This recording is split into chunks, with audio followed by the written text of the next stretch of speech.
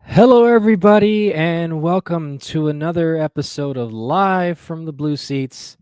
It is I, once again, producer JL, joined by the man, the myth, the somewhat legend himself.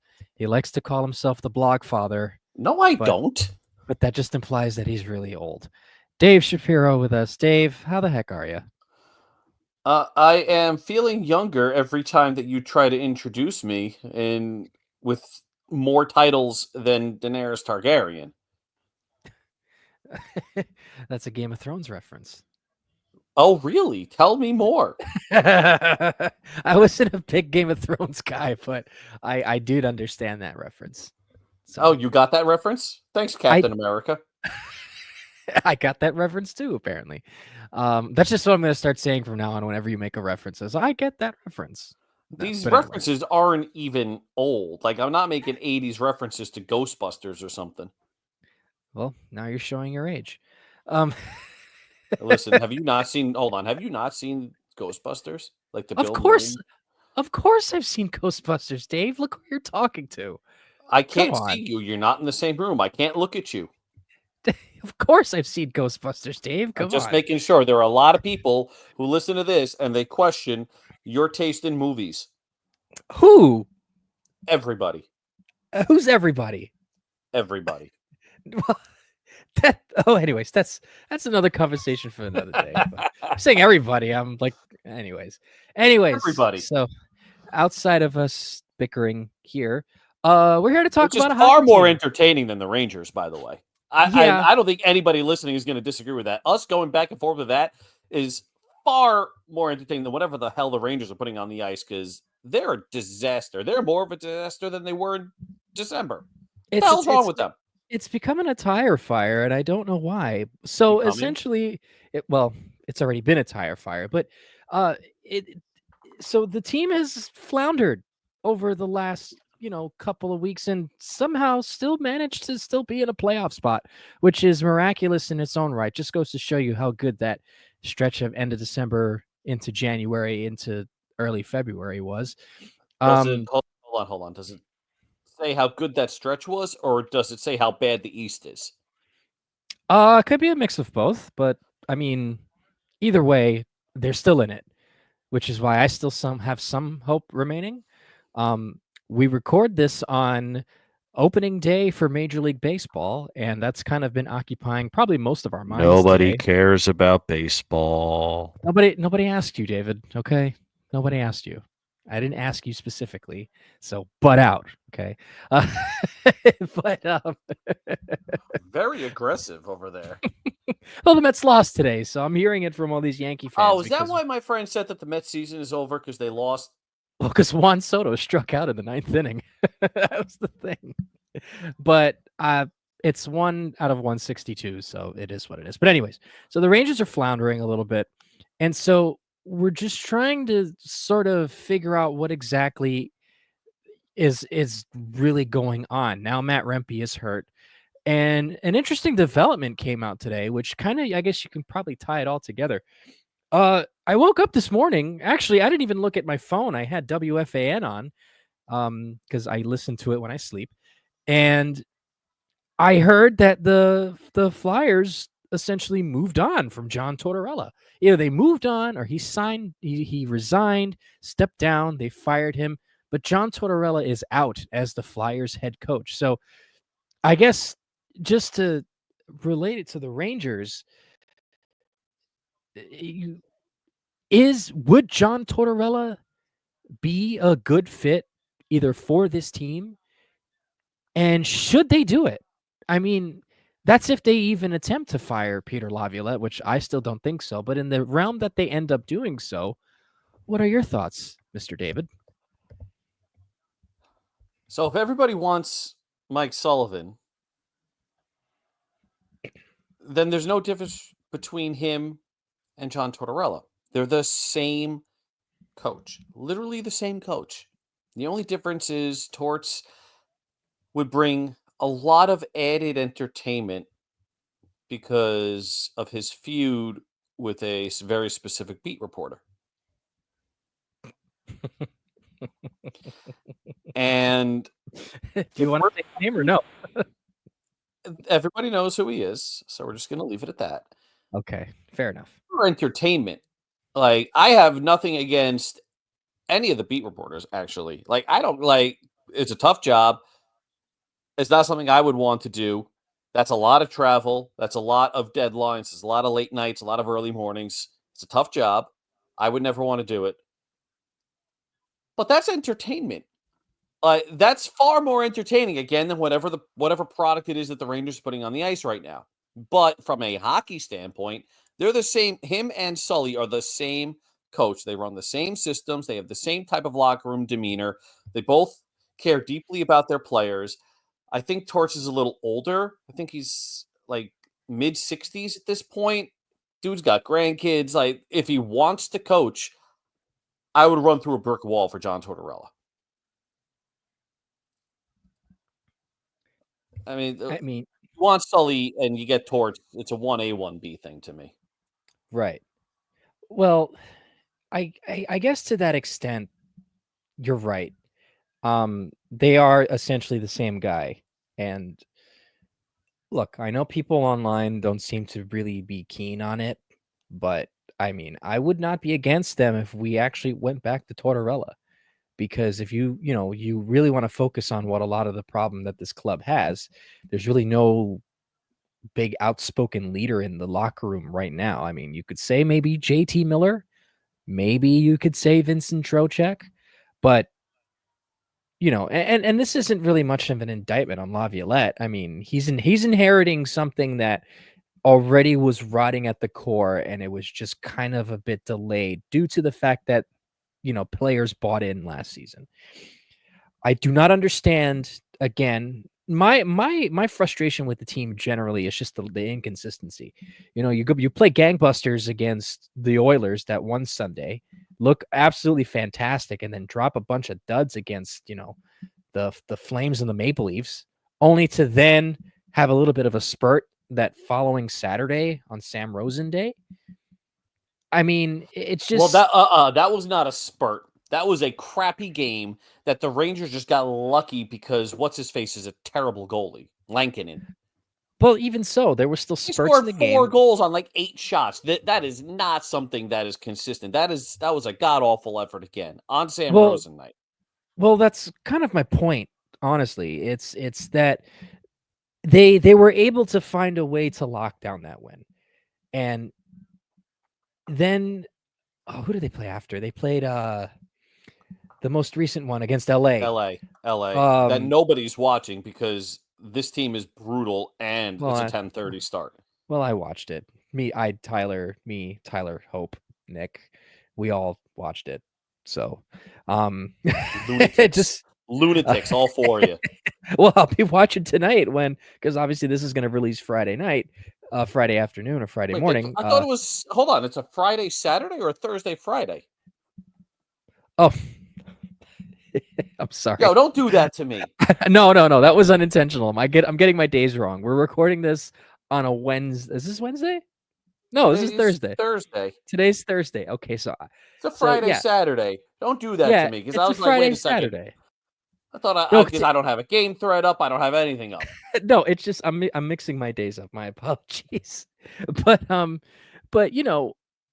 the thing that sort of kind of, I don't want to say like butters my biscuit, but the thing that kind of gets to me is that the inconsistency is what's driving me more than the fact. Look, if they were just coming in and just straight losing, like just not giving us anything, just already out of it, sort of like really dead in the water, like more than what it is now, then, okay. Like if they were in the position of like the Sabres or the Sharks, where they were like, oh, well, sorry, we're just kind of non-competitive, but they're putting up some games where they're still somewhat in it. And granted, you want to say that the East is terrible, fine. But to kind of bring it all together is that if this team is not responding to Laviolette, he does end up getting fired. I don't think John Tortorella is the worst thing in the world. Or, really, he kind of got a bit of a raw deal in Philly because, that's a team that is essentially still trying to build itself up. Now, granted, whether they're doing it properly or not, that remains to be seen. But even from the start, when they hired him, I thought that it wasn't really that good of a fit. The fact that it lasted, 3 seasons? He was with Philly, 4 seasons? Just about? 3, I think. About 3.5. That lasted way longer than I initially thought because Tortorella is not the coach for working with youth. Clearly, you saw what happened with Farabee and Frost. Granted, you want to question their work ethics or whatever, fine. That No, remains to be seen. okay. That's a load of So crap. Because he is I'm just fine with youth because he is the one that altered his entire system in Columbus to give Zach Werenski free reign as the floater. And then those teams, when he was getting them to the playoffs, he had Alex Wenberg when he was putting up 60 points a season. He had Seth Jones when he was still good. Werenski, I mentioned already. He eventually had Artemi Panarin. He had Boone Jenner, Josh Anderson. Like, these were pretty good teams. Oliver Bjorkstrand, who has the single greatest name in hockey history, Bjork. I love Bjork. Anyway, Swedish chef aside, he had Pierre-Luc Dubois when he was not in Winnipeg. Gustav, wrong. No, Gustav Nyquist was just 30 at that point. Cam Atkinson was 30, but like these were, he had Gavrikov, Vlad Gavrikov. I mean, these weren't exactly old veteran teams. These were young teams. And that was the year that they swept the Bruins or something like that. Didn't they sweep the Bruins that year? No, it was Tampa Bay. Oh, Tampa. I think it was Tampa. One of the teams that I can't stand anymore. Yeah. Well, I guess I see your point, but he does have a bit of a track record though to kind of look down a bit on the youth. But then also to your point though, are they willing to work for it? I'm not going to overhear and That's question a different question. that, right? So but again, if John Tortorella were to become, the coach of this team, which again I wouldn't be against, things would be shaken up. And I think honestly, looking at all things put together, I think that might end up being the case. And look, Tortorella seemed like the kind of guy James Dolan really liked. That's just me. I can't remember too much about whatever he felt about him because I was more focused on the on-field thing. You probably have a better idea on this. I always liked John Tortorella, but I think if Laviolette gets fired, because look, my first point is still going to stand. I don't think Peter Laviolette should be fired. I think he should at least be able to finish out his contract. I make this point every single time when it comes to talking about trying to build a sustainable winner, right? Is you can't, it's like the saying in baseball when a manager gets fired. Yeah, I know nobody cares about baseball, David, but the same sentiment remains true. Is you can't fire 25 guys. Well, now it's 26. It's easier to fire the coach, yeah. It's easier to fire the coach. So I have thoughts on this. I obviously we've harped on the roster construction or just some of the players on the roster, so that seems to be the main thing. But no, I have thoughts on Tortorella and whether or not he's the right guy. Okay, Again. but just to finish my thought, it's if they're going to essentially, I don't want to say bring back the same team because we all know Kreider's getting traded, but I think the majority of some of these guys are still going to be here. I still think Peter Laviolette deserves a fair shot at least getting one more crack at the bat when it comes to just working with what he has in front of him, because I don't think it's fair And I don't think it's right that the Rangers were constantly cycling through coaches to cater to what essentially is this, a group of spoiled brats to a degree. I don't think that's not a recipe for success. You didn't see John Cooper get fired when Tampa Bay got swept in the first round by the 8th seed Columbus Blue Jackets. At what point are the Rangers going to say, listen, and look, Chris Drury has shown that he's going to make changes. But at what point, at least us as fans, are going to say, you know what? Yeah, he may have had some questionable moves, but again, it's also the same thing in baseball. It's when you're going well. I'll give a quick example, then you can get to your point, because now I've got a lot of thoughts coming in. A perfect example of what this is currently is with Buck Showalter. So the Mets fired Luis Rojas at the end of 2021 because that team was a mess. Similar to when Laviolette came aboard and Gerard Gallant was fired, there was a bit of a mess in the locker room, with the way that he treated Panarin apparently and the way that he treated other players. So Laviolette comes in just like Buck Showalter did for the Mets in 2022. And look what happened. The Mets made it to the playoffs. Granted, the season didn't end the way that we wanted it to, but there was a shift change. Same thing with the Rangers. Laviolette comes in first season, win the President's Trophy, go to the conference final. Okay. And if you look at the system and what they're looking for within the right context, it works. Okay. Now we can sit here and maybe they probably need to adjust to a zone, whatever, fine. But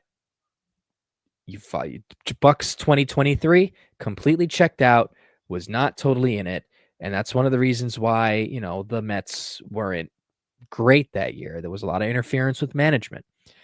Somewhat similar to this season. I don't want interference with management in the sense that there's been a lot of overhaul.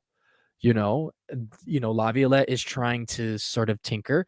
And the thing that I point out in baseball is that whenever you're going well in baseball and the manager makes a move and it works, you look like a genius. But if you if you pull something off and it doesn't work, then you get scrutinized for it.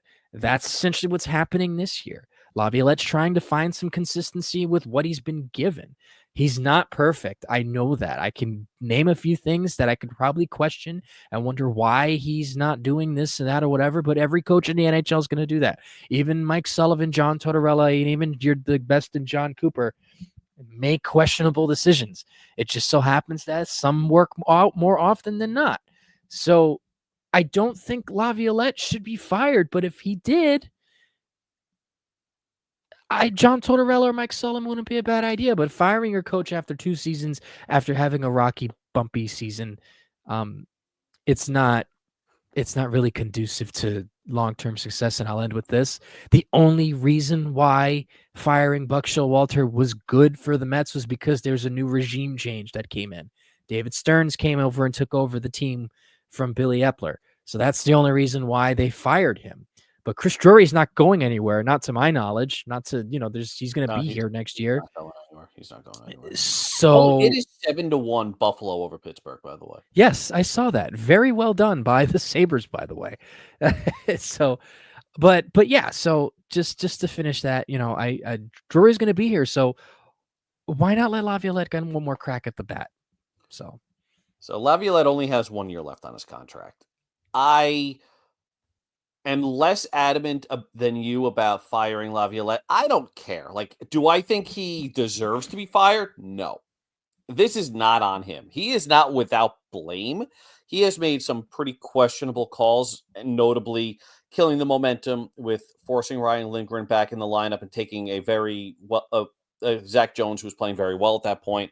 That really sparked the descent into ineptitude. I mean, we can talk about the use of the kids all the time, but those are not unique to Laviolette. Every coach does this.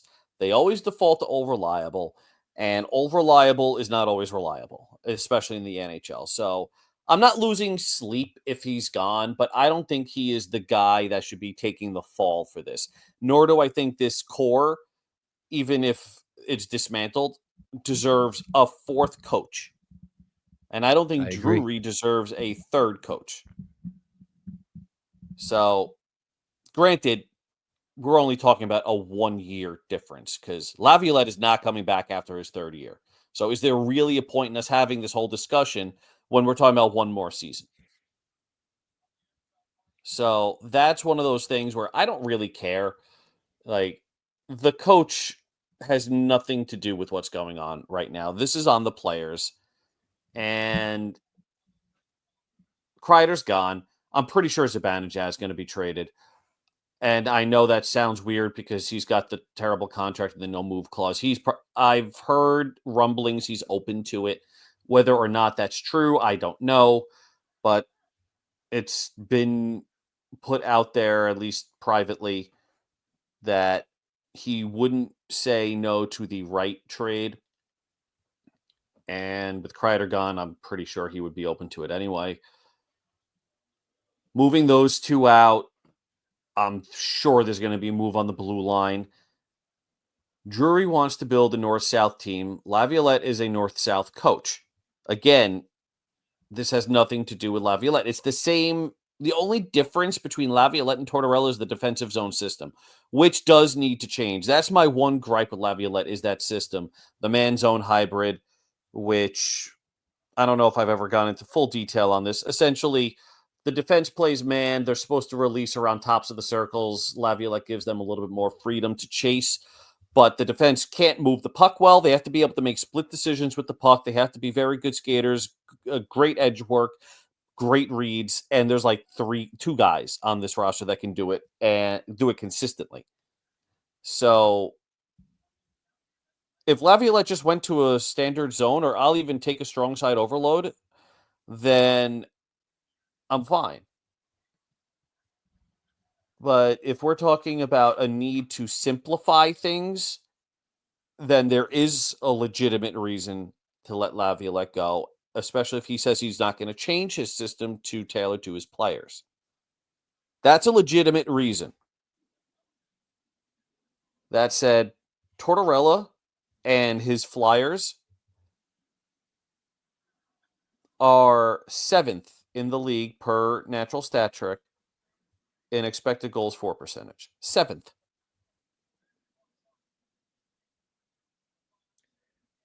Well, when it comes to Exactly. that, yeah, They no, are 4th in high danger chances, in high danger Corsi for percentage, high danger chance percentage, or high danger chance well, that was always share. that was always kind of the thing with his teams was that they were very strong forechecking teams, and I think, we kind of saw this when he was in, you want to take a look at the teams that weren't the teams he coached that were with the Rangers. You had the Tampa Bay Lightning that won the Stanley Cup in '04.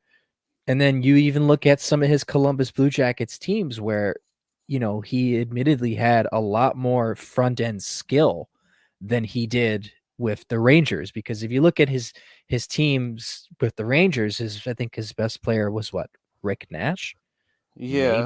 Maybe Derek Gaborik. Stepan Yeah, and Gaborik. Yeah, Gaborik. Gabrick, but he also hated Oh, him for some reason. I'm not done, by the way. Oh, but I'm go not ahead. done. Okay, go ahead. The Philadelphia Flyers have the league worst high danger save percentage. They have the league worst. Sorry, not the league worst save percentage, but and the league worst save percentage. You give Tortorella and that system, Igor Shesterkin. They shot 8.85%, which is middle of the road. But it's the goaltending that did the Flyers in. Well, I mean, that's kind of obvious, don't you think? Yeah, it is pretty obvious, but we're looking at a team that doesn't have those goaltending issues, that is not nearly as fast as the Flyers, and I think that will get addressed. But sometimes you just need to simplify it. The forecheck is the same. For the most part, the forecheck is the same. Instead of both Lavi and Torts, at least to my knowledge, run a 2-1-2, but in more conservative points of the game, line changes, holding leads, Torch shifts to a 1-2-2, or at least he did with the Rangers, and that's where Laviolette switched to the 1-3-1. So minor differences here and there, but for all intents and purposes, aggressive forechecking, aggressive in the neutral zone, limit high danger chances against. This is what both teams are supposed to do. They just do it differently in the defensive zone. One worked, one didn't. Mm-hmm. And you put in the high danger chances against for the Flyers into the Rangers, they're leading the division, period. Makes sense. And I think that's something, obviously, I think Drury would be open to it in terms of just trying to see what he can do with his team. You know, if you think about it, Drury gets asked to be, basically GM or assistant GM or some sort of official with USA Hockey. So, he definitely knows that he has to think about, maybe I'll take a look at Tortorella, or maybe look at Sullivan, and I know for a fact that he sees this. He knows that, because there's one thing I can tell about Chris Drury is that he's definitely aware of the things that are in front of him.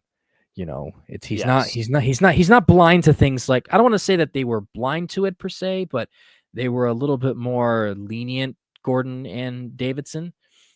But Drury seems a little bit more proactive on that front, so I definitely know that he knows that. He And knows what's wrong with the team. I mean, he moved on from Lindgren despite he knew he didn't want to give Lindgren a multi-year deal. Maybe even signing him for that 1-year deal was a mistake. There's no way imagine the mutiny if the Rangers didn't re-sign Lindgren last offseason. Oh, and then turning into what it was now. Mhm. Lindgren would have been better off with his Rangers lore of just moving on. Just moving on. Yeah. Yeah. Which is sad to say because I loved Ryan Lindgren, but he could not play anymore. And he's getting exposed in Colorado too. So Yes, I feel he bad for the is. guy. I feel bad for the guy. Because He, you know what? He'd actually look good in the Tortorella system because he can't do the things in these man zone hybrids that coaches need from him. He is not good with the puck on his stick. In a more conservative zone, you have more time. You're not making these split-second decisions to force the puck up the ice. Yeah. My only concern is if the Rangers go to this more conservative play, will they default to glassing out again? Well, I mean, that just all depends on the players at this point. Yeah, that's true. But I think, though, with a coach that's willing to be on them, I think that will benefit them more in the sense of that they kind of have to pick it up because, if Tortorella's going around or someone else is going around or Sullivan's going around and saying, listen, this guy ain't cutting it, then you're going to get rid of you, and also too, the fact that Tortorella, I would say, is sort of kind of a vibe changer, so to speak.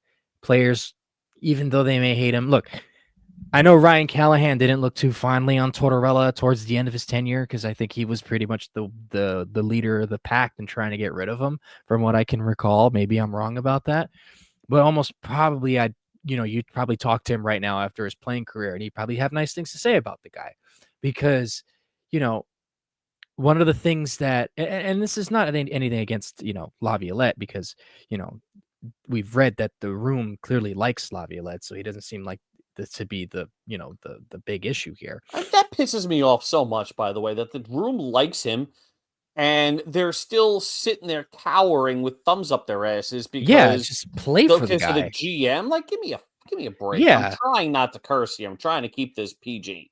But But give me a break with this. it's like I could understand Gallant, because from what I was able to read, and I'm not saying that I have this sort of like direct source of things, but I've spoken to people who have known other people that have been able to get some insight and kind of confirmed a lot of what was said on some of those articles, with Gallant in the locker room after the fact. And he was not really a player's guy, so I get it if the players decide not to play for the guy. But all that we've seen from Laviolette is that not only do the players like him, but he goes out of his way for his players. So that's the more frustrating part. That also adds to the maddeningly inconsistent play that they've had.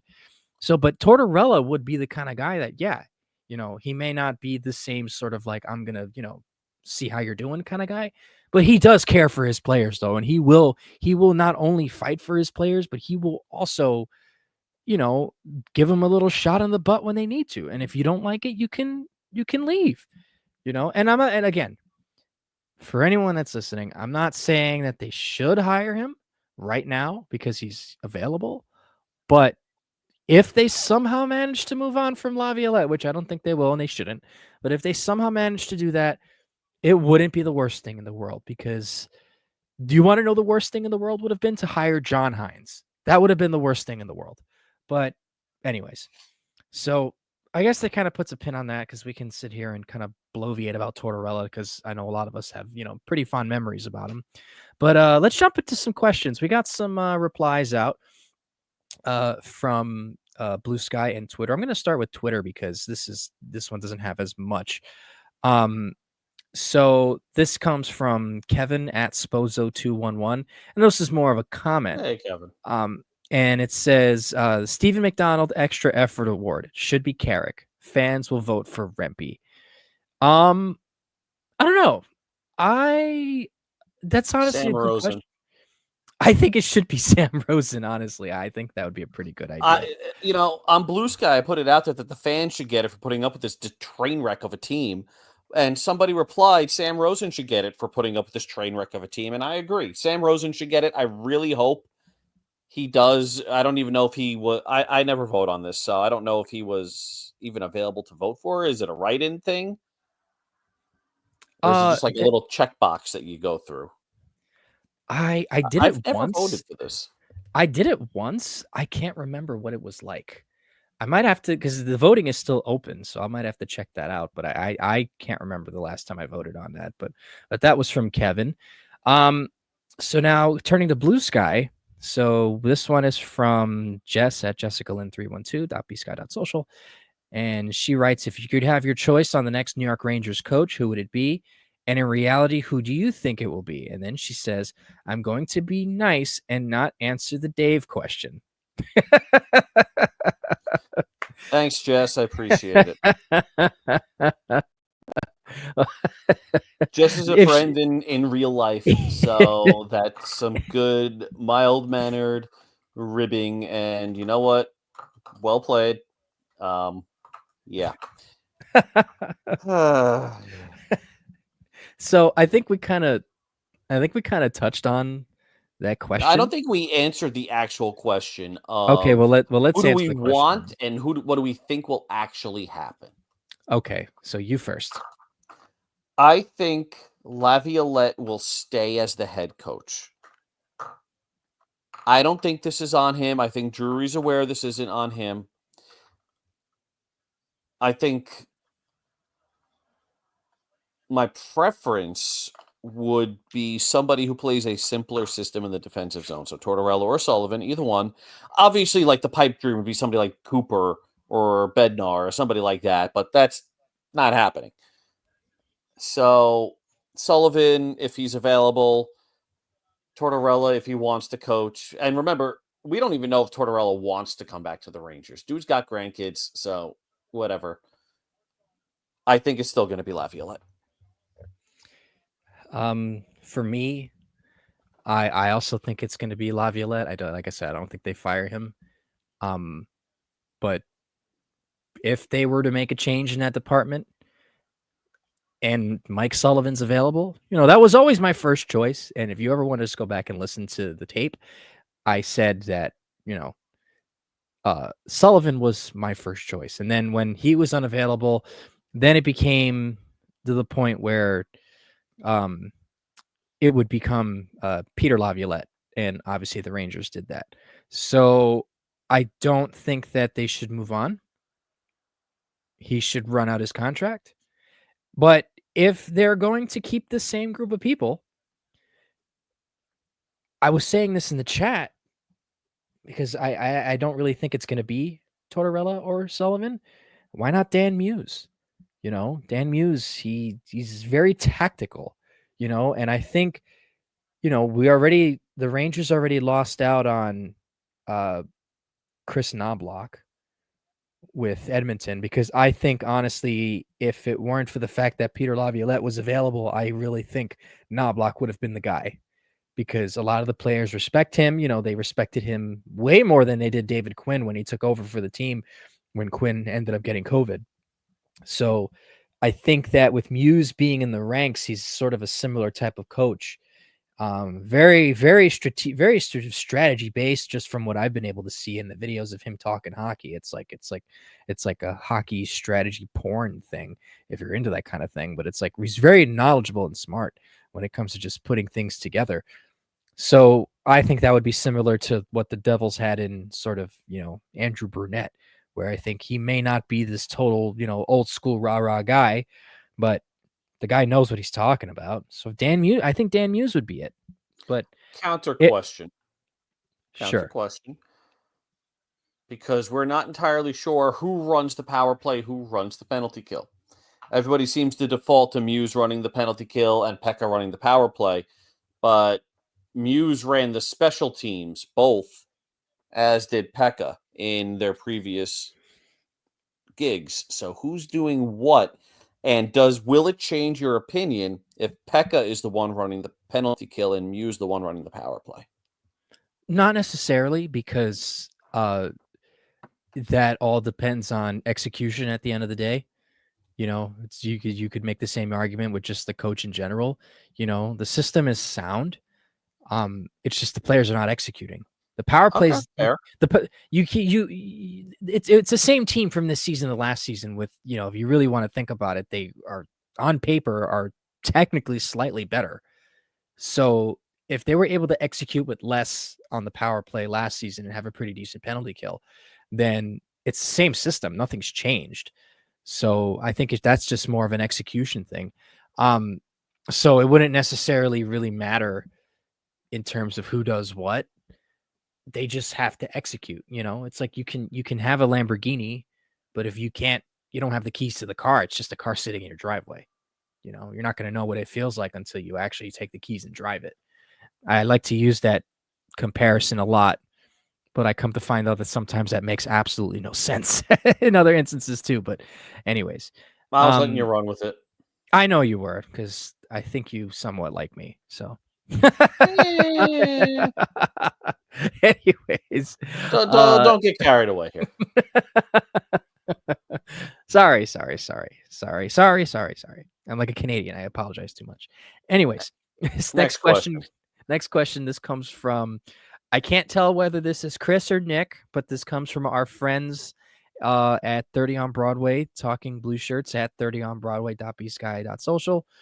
And they ask, in light of Sam Rosen night and with only 10 games left to go, sad emoji, what are some of your favorite Sam Rosen memories? I'll let you start with this off, Dave.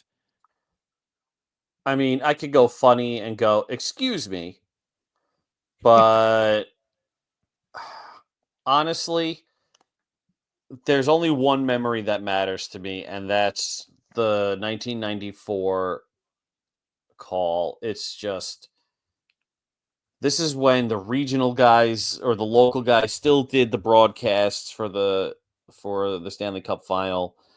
That call in the final, just listening to him in the final minute was, I don't even have, I have no words. That's what Sam means to me in my Rangers fandom, is just that pure emotion that he had, and usually announcers don't have that level of emotion. You could tell he wanted them to win. You could tell it was a weight coming off of everybody's shoulders when they won. And that is number one for me. Always will be. Wow. Yeah, no, you're absolutely right. Even though I wasn't around, that's one of his, that's one of his big moments. I mean, I would say that is his big, his big moment. Just like Howie Rose has the Matteau call. People forget Sam Rosen had a call on that too, because he was doing TV. Which I'll say too, I wish they did that more, where they allowed the local guys to go all the way through the playoffs. They I won't kind do of that anymore with contracts and things. which TV's which is changed. which is a damn shame It because is. you really and we have the same conversation in baseball too. It's you want local guys to do, you want Gary Cohen to be there if you're a Mets fan, or if you're a Yankee fan, Michael Kay if you like bad broadcasting. But for me personally, look, I know I was not I was alive for 94, but I wasn't, clearly aware of it. It was only what, a year and like 3 months, 2 months. So I can't really say that. Um I'll say two things. Sam Rosen doing the playoffs last year. He was, you could kind of tell that he was, nearing the end, and you knew at some point he was going to call it quits at some point. But, and there were certain instances throughout the regular season where it kind of seemed like he was kind of losing it a little bit. You know what I mean? No fault of his own. He's getting older. But when I tell you, I made the videos for YouTube where I overlaid a lot of the radio broadcasts with him and Dave Maloney. You know, not that I never appreciated Sam, because I always did, but listening to him make those calls, especially the Trocheck, well, he not the Trocheck call, the Chris Kreider hat trick goal, and a lot of the other playoff goals during last season's playoff run, really kind of just put it in perspective for me that this dude is still really good at what he does, even if he has a couple of hiccups. And a lot of people, if you don't understand the difference between radio and television, I'll just say that you have to do a lot more with radio because you have to paint the picture. And the best broadcasters on TV were always really good at radio. If you ever want to see a bad television broadcaster, you can just kind of tell whether they've done either radio or not. And if you hear them on radio, you can always kind of tell. So that kind of just cemented my ever, lasting appreciation for Sam. That just kind of put it in perspective for me. The next thing I'll say about Sam is, for some reason, this is more of a funny one, which I don't know if anyone else knows that I did that he did this, but whenever Tyler Bozak would play against the Rangers, whether it was Toronto, St. Louis, or wherever Bozak played, which I think that was pretty much it, he always called him Ryan Bozak. I don't know why I don't know why that doesn't get talked about more. He would say Ryan Bozak. That's not his name. It's Tyler. And I'm not You know going what? crazy. You just made me remember the brothers thing. Stalls are brothers. That one was good too. Yeah. So, but I mean, Ryan Bozak, I was never a fan of him as a player. So his name is now Ryan. I don't care. I'm with Sam. Sam gets this. Sam gets this one. His name is Ryan Bozak. He would say it, and I would sit here and watch the games, and I'm trying to figure out whether I'm going crazy or not. But I know his name's not Ryan. And it just kind of, like, I looked online, I looked on Twitter, I didn't find anything. And people are pretty good at picking up on stuff that he says. So maybe you're the one that heard it. Maybe you're the only one that heard it, and you are going insane. Well, maybe that is the case, but there were a few times where I thought it was a one-off, but it happened every time. And maybe I'm going crazy, but that's just something that I remember. That's nothing bad against Sam. That's just something that, but Sam Rosen is, one of the best to ever do it. And it's going to be kind of sad for him, for us to not have him around. But we all hope that he gets a nice, restful and well-deserved retirement because, he clearly wants to spend more time with family, and that should not, get in the way of, the Rangers definitely weird next season. It's going to be very weird next season. It's definitely, I mean, we can have a whole episode about who's going to take his place, but Tyler. I don't know announcers the way you guys do. I don't understand how you guys are able to keep up with that. It's really not that difficult, but I guess when you're older, but that's an old man thing, I guess you have. But hey-o. Yeah, it's more that I don't have time because, I got the wife, I got the kids, Well, Well, listen, Tyler has a wife and kid, and he's able to do it. Tyler's a little crazy. That's why him and I get along. But Tyler's a all little right. nuts. Also, Tyler's enormous. Like, I'm 5'11", and when I was at the game, this was a couple years ago. I was there with my wife, and Rob, Becky, Tyler were there. Carly was there too, and there was a group picture. Rob is like, I think 6'6'1", Yeah, Rob's tall. and I'm not short, and I'm standing there in the middle with Tyler on one side and Rob on the other, and I'm like, what the hell? Like, Tyler's seen 9 feet tall. I've Rob's seen got a that couple of photo. inches on me. It's like, I'm not short, but you guys are out there making me look like, I don't know, Elon Musk.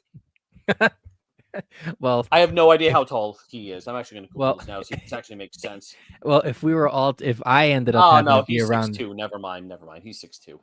if, Mark Zuckerberg is 5'7". They're there making okay, me look like Mark Zuckerberg. There we go. fair enough. And if I I don't just know saw why that came up on the same Google search, but whatever. weird, but okay. Yeah, But if if you ever met me in person, I am 6 foot, so you're I'd 6 have. feet tall. Yes, I'm 6 foot tall. Christ, you sound like you should have been in Snow White. Oh, are you saying that my voice makes me seem like I'm a short person, It Dave? was the best I could come up with, man. Give me a break. Okay, fair enough. Okay. All right. So our final question of the night comes from and I love every time I see this name, I love it because it makes me laugh. But it's the Gerard Gerlant slander account, alantanderson.bsky.social. And he asks, That is a solid name. it really is a solid name. I like it. He asks, who are some first pair targets to play with Adam Fox you feel the Rangers should go after this offseason, either free agents or trades? Ooh. Not Carson Soucy. No. I think that ship is going to sail after this year. Do they need to go after one? You go first, and I'm going to think on this. Well, I would have, the guy that I wanted initially for quite some time signed a contract. Signed a contract extension the other day. You didn't want him for $9 million for the next 50 years. No, not for that cost though. That's the thing. I wasn't saying that. I'm just saying if it had been a reasonable sort of offer, I would have. That's the guy I wanted. Jacob Chikrin. I've wanted Chikrin to be a Ranger for quite some time, and now that ship has sailed. I don't. It's kind of hard because I don't have the list in front of me right now. Who's a free agent left defenseman? But usually at this point, the list is terrible. You're not getting a top pairing left defenseman. The list is awful. So I think it has to come from a trade. So I'm gonna just to answer the question, I'm gonna go off of something you said, and I've been kind of harping on this a little bit. I think Roman Yossi fits that perfectly because. Oh wow, we're going old school. We're going like old school on right. that. But I said that like 4 months ago.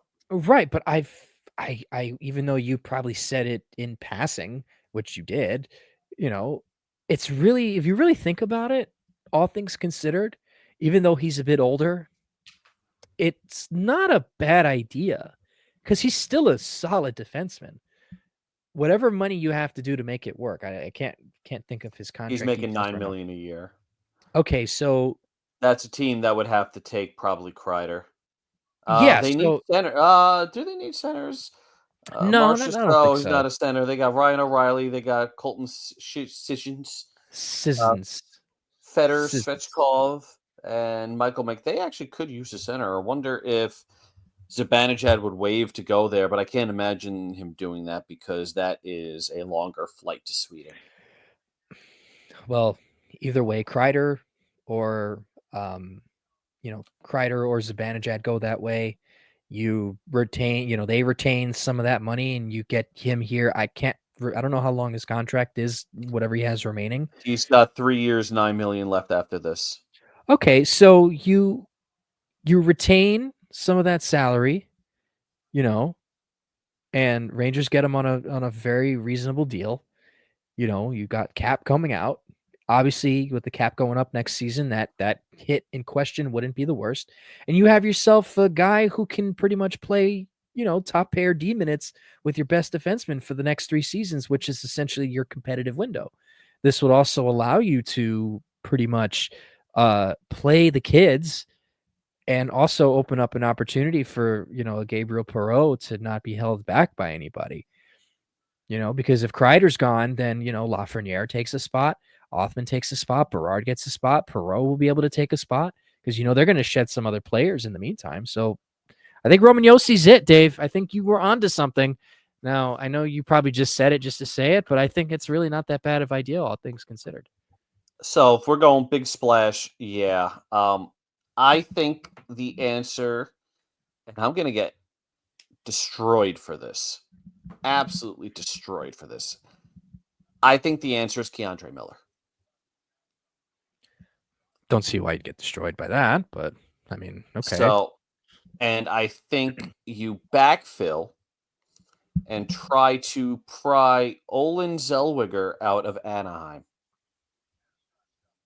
If it's doable. That's a major, major if. That's if they even want to get rid of him. I feel like I pretty can't high on imagine them him. wanting to get rid of him. He is very, very good. But Yeah. he's also been scratched a decent amount of times this year. He's only played 53 games, but he averages 19 minutes a game. I If mean, there is some kind of he's not even due a new contract there, so like that's a borderline pipe dream on my end. I'll be very honest on that. If you're looking at a Utah, there's nobody there. Sergachev would be interesting, but he's got 87 years left on his contract. John Marino might be interesting, actually. don't know about that. I don't know about that. I'm not looking at stats. I think I mentioned him once. I actually do recall him having a rough year this year, if I remember correctly. I was never too keen on John Marino, truth be told. Fair enough. Vegas is in a tough cap spot. Let's see what they got. I'm just really going through the cap pages.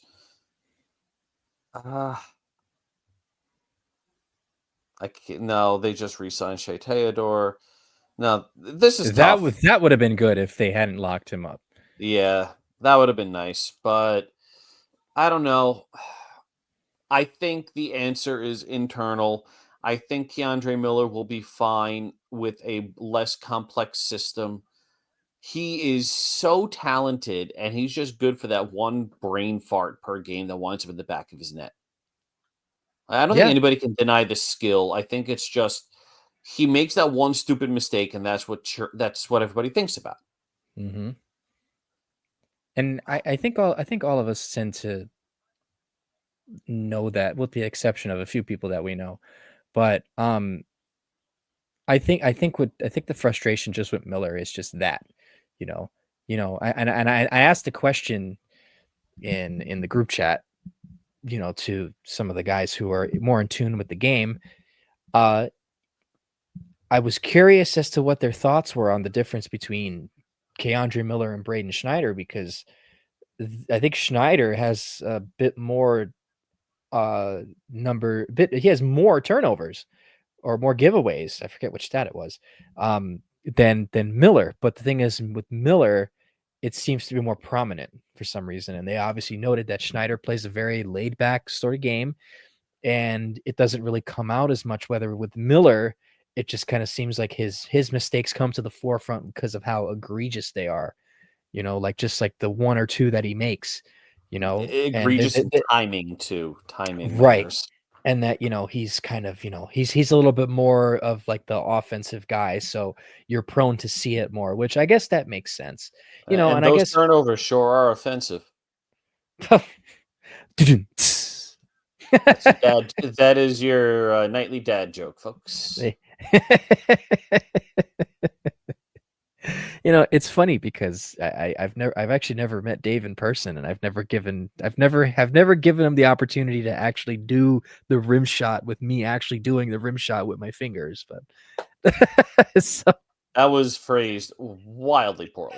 No, you know what I mean. That was phrased really bad. Doing the actual action of a rim shot. I understand. You're not helping yourself. Just move on. But anyways, all right. So enough of that. That's it. Those are the. I think that's all our questions. I'll just scour a bit just to make sure that there is. Oh, I will say this. I have to point this out. Is this your parting thought? No. No. I just want to point out. First of all, credit to. So you reposted the tweet for the post rather. Sorry, I have to get used to saying that on Blue Sky. For the questions, and someone replied asking about your food takes, but I just want to give the person credit for using a Monty Python image. But then I see here, Dave. Down Under? Yes, but I see here though, Dave. You're offending me. You want to talk about offensive? Oreos are not a good cookie. You do not besmirch the Oreo, David. The Oreo is a objectively terrible cookie. It is not, David, and you take that back. I will not take that back. It is the correct take. No, it is wrong. Yes. It is. See, the best store-bought cookie is the Chunky Chips Ahoy. Period. End of story. Hard, you the and regular you're ones are the soft piss ones. off so many people by bringing my food takes into the podcast. By the way, why, guys? Why? This is all JL. Get on him on Blue Sky. This is not me. I am defending my take. It was already out there. He's the one that brought this in. I had no plans on bringing this up.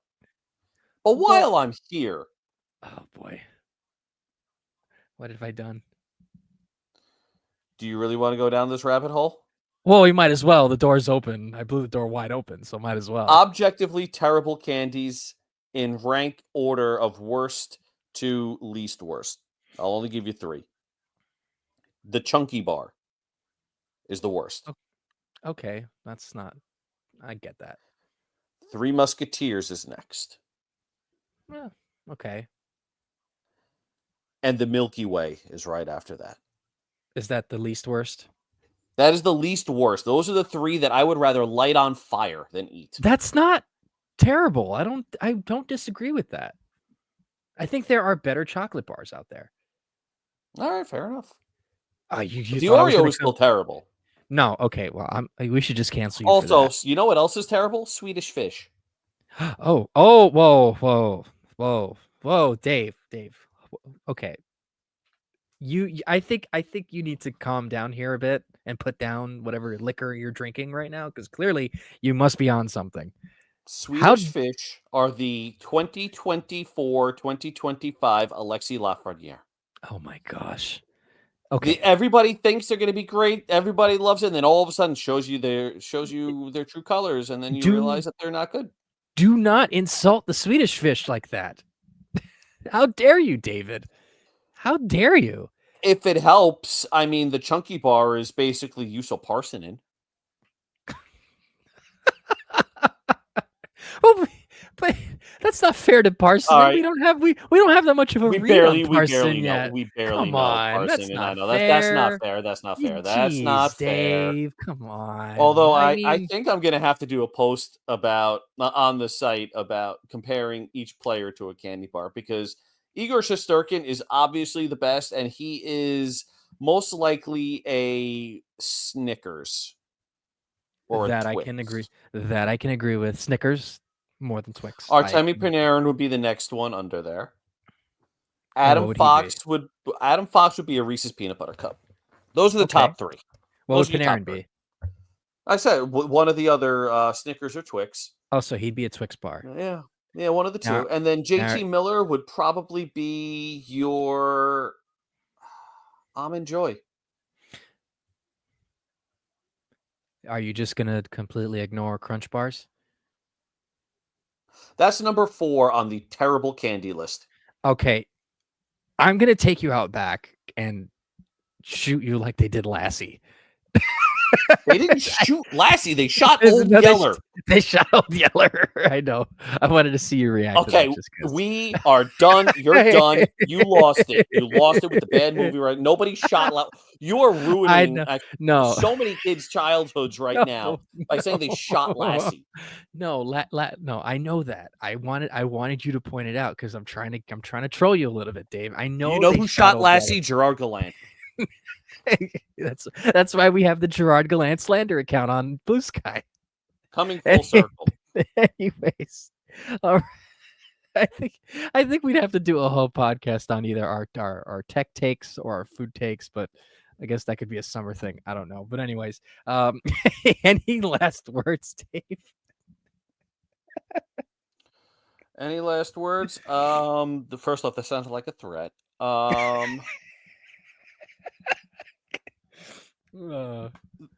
Any last words? I will miss Sam Rosen. He is one of the only reasons why I continue to watch this team right now, because it is very difficult to watch a bunch of guys making millions and millions and millions of millions of dollars whine and complain about their friends getting moved on in a way they didn't like.